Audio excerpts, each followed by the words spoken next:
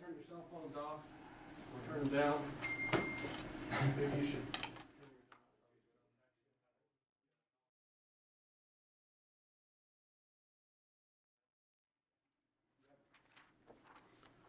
Okay, you gentlemen ready? Okay, well, streams are up. I think Colo and the media pool's up. So.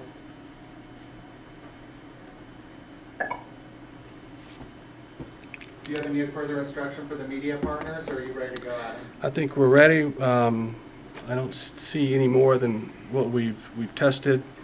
Good afternoon, everybody. I'm Adam Mayberry. I'm the lead public information officer for the Washoe COVID-19 Joint Information Center. Appreciate you tuning in. As you know, we've had our first fatality as a result of the virus, and we want to provide some helpful information to your media partners from our incident commander, Sam Hicks, and then we will hear from our Washoe County District Health District Officer, Kevin Dick, and address some of your questions. Some of you have written in questions. I'll make sure that we read those and get a response. Thank you again for your patience and working through us on this. Without further ado, I'm going to introduce Chief Sam Hicks.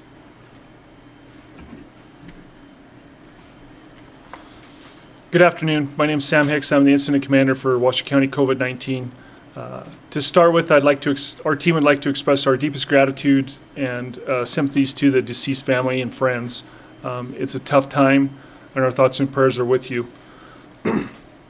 This is a highly evolving incident. There's a lot of unknowns for us as an incident management team. We continually work day in and day out with the health department to provide the best services we can to the community. We are working tirelessly with the health department. They're fantastic partners, and we are faced with many challenges every day. Some of the things that we're working on from the incident management team, part of it is alternative housing. Should we see a surge in cases that need to be quarantined, but they don't have a place to go to? Some of the other things we're working on, we're evaluating sites throughout the towns, meaning Reno and Sparks and Washoe County. Our team has reached out to a team in Spokane, Washington, who is doing the same thing up there.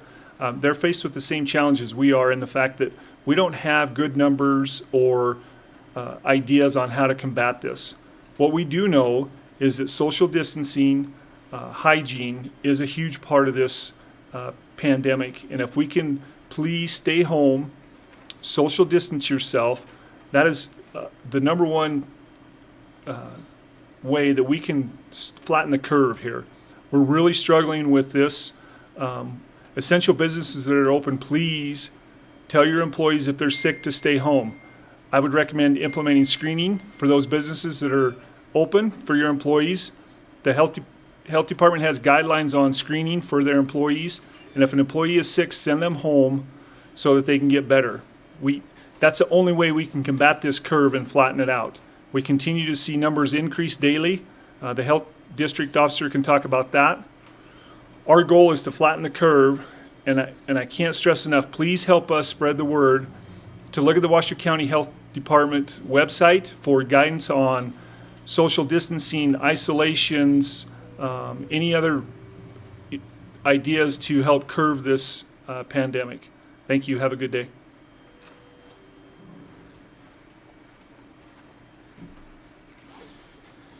Good afternoon. I'm Kevin Dick. I'm the District Health Officer for the Washoe County Health District, and we're extremely saddened to report the first COVID-19 death in Washoe County. And on behalf of the Health District and our community, we offer our condolences to this family for their loss and this tragedy for our community. We'll offer a few details about the case, but from a public health perspective, but out of respect for the family, this will be limited. The individual tested positive for COVID-19 on March 23rd. He was a male in his 40s. The person had a travel history. They had traveled to New York City, and they were hospitalized on the day they were diagnosed on March 23rd. I have an update on the number of confirmed cases. We've had 4 additional cases confirmed since our press release earlier today, so we now have 111 confirmed cases. We have an additional recovery, so 9 people recovered in our community, and we have 101 active cases currently. As Commander Hicks mentioned, we have had increasing numbers of COVID cases reported. We had 18 cases reported yesterday. We have 18 additional cases reported today. And so that means we are not flattening the curve. And our first COVID death and these increasing number of cases need to be a call to action for everybody in our community to redouble their efforts, to take social distancing measures, to wash your hands, to clean surfaces, to not go to work when people are sick. This is a very real threat to our community, and I think it's time for everyone to take it seriously.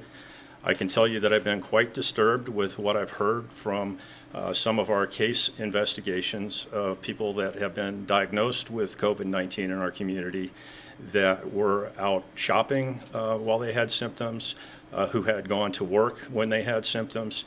These are things that facilitates the spread of this disease in our community. And so if people have symptoms, you need to stay home from work. You need to stay home and self-isolate.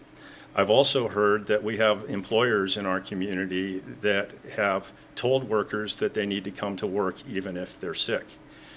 This is also a huge threat to the public health of our community, and those employers should recognize that this is a threat to their entire workforce if somebody comes in sick and exposes other people at their business and makes other people ill. So please heed our warning. Follow our direction as far as staying home and isolating. I would like to say I have seen a number of cases that are quite encouraging in our community.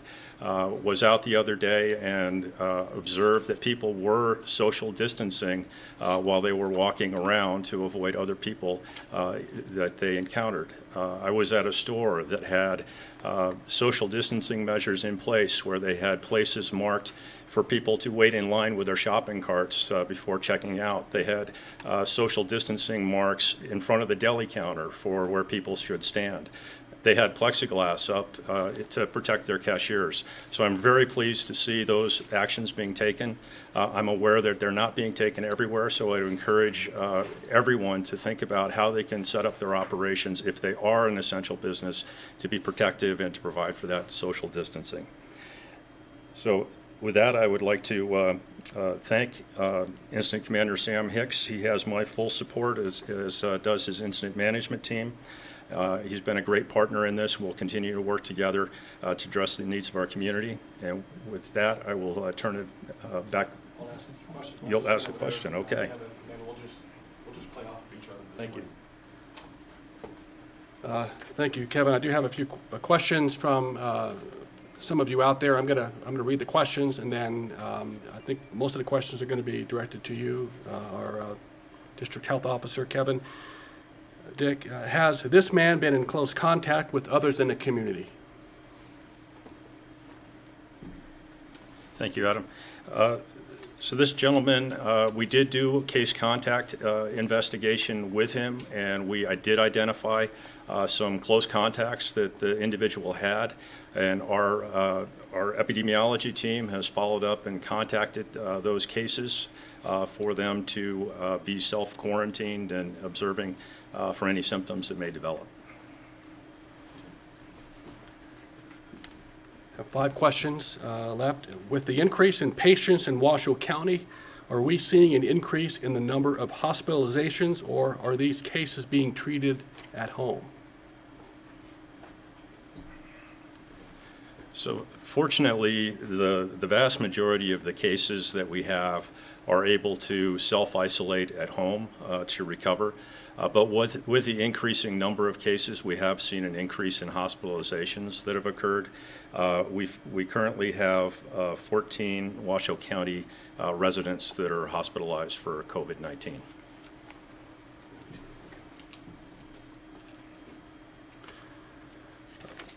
We've had people contact us saying they are suffering flu-like symptoms, and they have tested negative for the flu. but they were sent home without a COVID test. At what point will the county be testing everyone with flu-like symptoms? I'm afraid I don't have an answer to that question right now. I can tell our audience that we have been working vigorously to try to expand our testing capacity. I think everybody has seen in the news shortages nationally of tests being available. We have worked to ensure that our state lab, through Dr. Pandori's efforts, has done a great job to be able to maintain their testing capacity. And we're working to increase the supply of the test collection kits that we have to be able to utilize in the community. Our hospital partners are also working to maintain their testing capabilities and to increase those. They're now utilizing commercial labs as well for that testing. So we are seeing an increase in the capacity for testing locally, and we'll continue to work to increase that capacity. In the meantime, I would say that people should be working with their physician, working with our hotline, the 328-2427, regarding concerns about symptoms and COVID-19, so that we can continue to work to prioritize the cases that should be tested with the tests that we have available. Thank you, Ken. If someone recovers at home from their flu-like symptoms but has not been tested for COVID, at what point is it safe for them to end their self-quarantine? So my recommendation for somebody that has recovered from a flu-like illness but not been tested for COVID-19 would be that you wait for 7 days after the first onset of your symptoms. And then, so make sure it's 7 days past symptom onset, and you have at least 3 days, 72 hours without any fever and without taking any fever-reducing medication. If you were a case contact with a COVID case, however, I would then say in that case you should follow the direction that you received from our EPI team that made contact with you for that 14-day quarantine period, in case what you had was the flu or something else and not COVID. You still may be in that incubation period and might develop COVID. So for a case contact, it would be that separate situation of that 14 days of self-isolation to get through that incubation period. Two more questions. We will open up for questions from all of you. We know the governor is expected to speak in about 15 minutes as well. Washoe County's first COVID-19 death was a man in his 40s. Statewide, the demographic with the most infections is age 30 to 39. Should this be a warning to people that this coronavirus is a threat mainly to the elderly?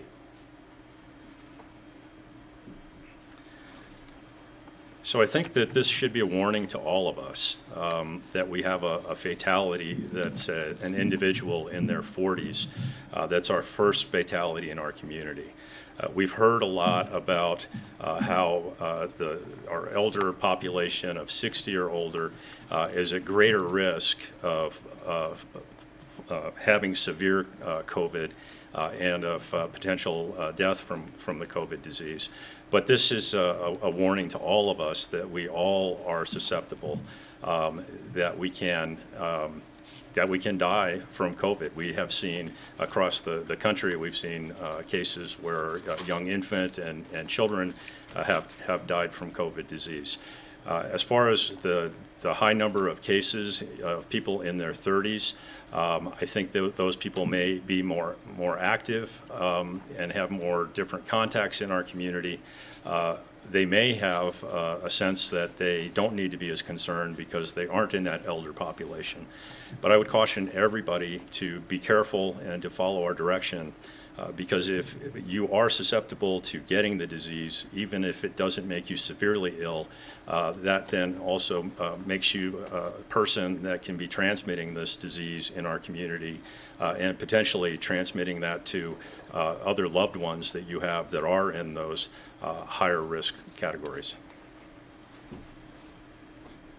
And Kevin, a follow-up from that question. is there an explanation as to why there's such a high infection rate among people 30 to 39 in Washoe County? And I don't have a science-based explanation for that. I think my speculation is because they are out in the community more and maybe taking less precautionary measures than some of the higher risk individuals. Thank you, Kevin. Are there any follow-up questions from our media partners out there that you'd like to ask Kevin Dick or Commander Sam Hicks? Yeah, Adam, this is Jason from the Reno Gazette-Journal. Do you know if the person was relatively healthy or if he had any underlying conditions at all? I'm currently not aware of underlying conditions for this individual, but we are investigating that, and I'll provide that information if we discover that there were.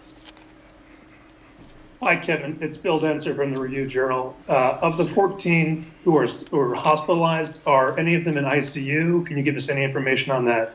I'm afraid I don't have those numbers here for you. Hi, this is On from KUNR. Do we have any medical professionals that have tested positive for COVID-19 in Washoe County? I believe that we do have medical professionals that have tested positive for COVID-19, but I don't have the count here with me. This is Michelle from the Nevada Independent. Can you clarify what the situation is with the ability to test in northern Nevada? Governor said that they were running out of tests in southern Nevada. Do we feel like we have enough for all the testing we want to do? We don't have enough for all the testing that we want to do. That's what I just addressed, that we're trying to increase our capacity. Our state lab has several weeks worth of capacity, and they have strategies for continuing to procure the resources that they need to continue to conduct that testing. We also have several weeks of capacity with our sample collection kits, and again, we are working in conjunction with the state lab on strategies to sustain that supply into the future. We're also working with other partners to try to enhance testing capacity and availability of different types of testing in the community.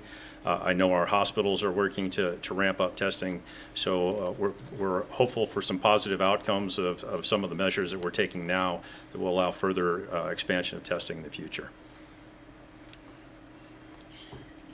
A follow-up question. Have we had to expand into any, say, emergency type of hospital expansion facilities to accommodate the patients that have COVID-19?